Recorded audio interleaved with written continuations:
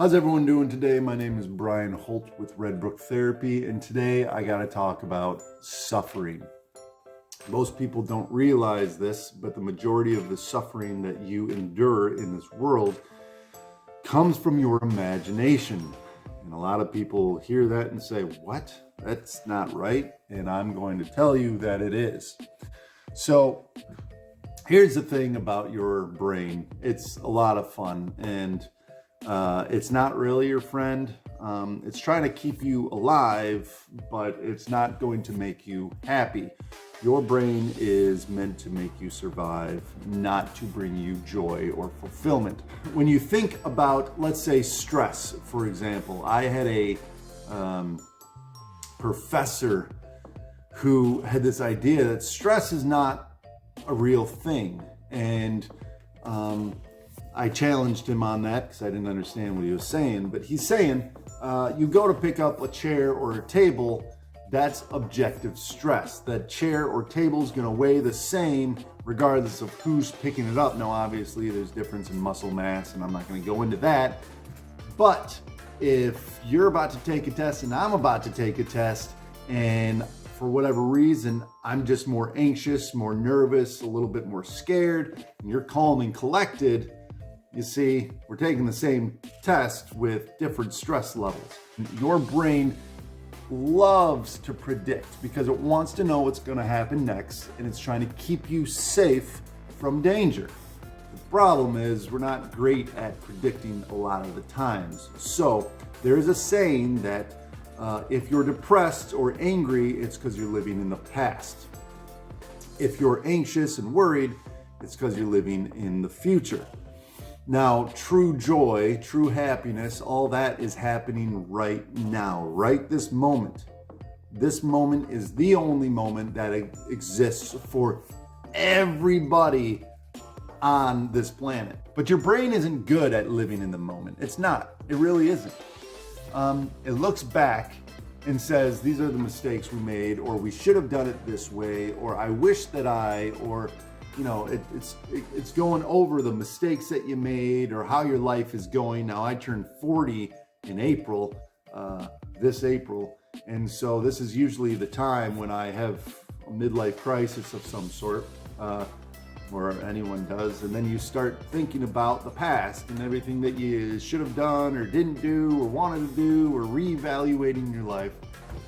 But then there's the idea that when you're living in the future, right? When you're younger and you're living in the future, you might have all these expectations of what life might get, and then you get there and it's not reaching your expectations, so that's letting you down. So part of that is your expectation, which is imagination. You're imagining what is going to happen. You're imagining how the future is going to be, and then when it's not that way, you get let down. That's an expectation. That's imagination. When you are looking to the future saying, I'm worried about this, I'm worried about that, this is going to happen, that might happen, it's all predictions, it's all imagination. Now, we can take past and then predict the future with it. Because I'm here today, and I've been here for the last 40 years, been here for the last 40 years, I can predict that I'm probably going to be here tomorrow. Not 100% accurate, but it's a good prediction. However, your brain is always looking for what could go wrong. And then if you saw my last video about prediction, as it's thinking about what could go wrong, you start feeling the feelings of this imaginary situation. And then before you know it, you're suffering in real time for something that hasn't even happened. Now, this also happens when you think back at the past of all your mistakes and all the things you didn't do and all that jazz. And then you start getting, let's say, depressed or angry. And now you're suffering from your imagination because you're just thinking, like, that doesn't exist anymore. The past does not exist. It is non-existent. Yes, it happened, and it is affecting where we are today, whatever that looks like. But it no longer exists. You can't just like walk into the past and be like, you know what, I think I'm going to change this a little bit. Now, a lot of us wish that we could do that, but realistic. That's not real. That's imagination. And so when you're looking at all the things you did wrong and you start feeling bad about it and you're suffering about it, you're suffering due to an imaginary or memories, more or less, which bubbles up in your imagination. So you see what I'm saying here, that you're suffering either from looking in the past or looking in the future. There are two things that have helped me from suffering from either the future imagination or the past memories and imagination. The first thing is this. This is a phrase I say quite often now because I'm sick of the suffering that, I've endured in my life, which is minimal. I get it, to a lot of people's suffering. But here's a trick that you can do. When you are anxious and thinking about the future, two things with that. One, make sure you plan. Make sure if that is the best prediction based on historical evidence.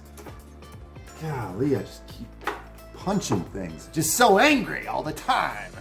Living in the past. Sorry. The first thing is, if that's the best prediction, then plan for that. And then the second thing is cross that bridge when you get there. The issue that we run into as humans is in our mind, we are crossing bridge after bridge after bridge after bridge. And the truth is, we're not even to the bridge that's in front of us. And so here we are anxious and scared and fearful or whatever about the future that doesn't even exist.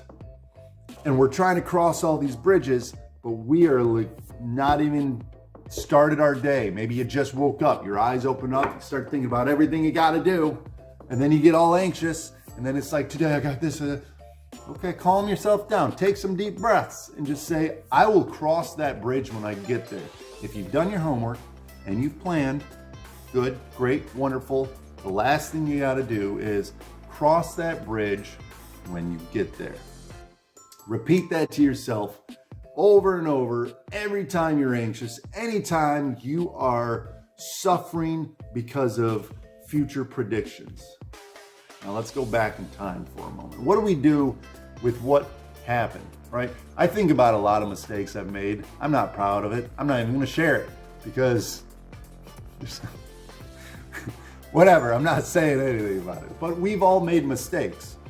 And we can look back. That's the problem with memory, right? Is like a lot of these reels will just play over and over and over in your head. And it's just like, okay, like, what am I doing here? It's not helping anything. It hasn't changed anything. I'm just beating myself up for being an idiot in the past. Okay, so let's look at that for a moment. There's something called radical acceptance. Okay, acceptance in general is obviously accepting something or taking it for what it is and saying that is what it is. And I usually hate when people say it is what it is, but I'm going to say that because there's nothing you can do to change it. You can kind of change what the future might look like, but you can't change the past. So there's this idea of acceptance. Now, acceptance is part of forgiveness. It's a big part of forgiveness. Just saying that this is what happened. I can't change it. I need to take it as truth and move on with it, right? Forgiveness is letting go of the emotions that are evoked anytime you think about it. And in letting go of those emotions, forgiveness, by the way, is a practice. It's not a one-time thing. So if you're going, I already forgave this person, or I forgave myself, why do I keep holding it against myself?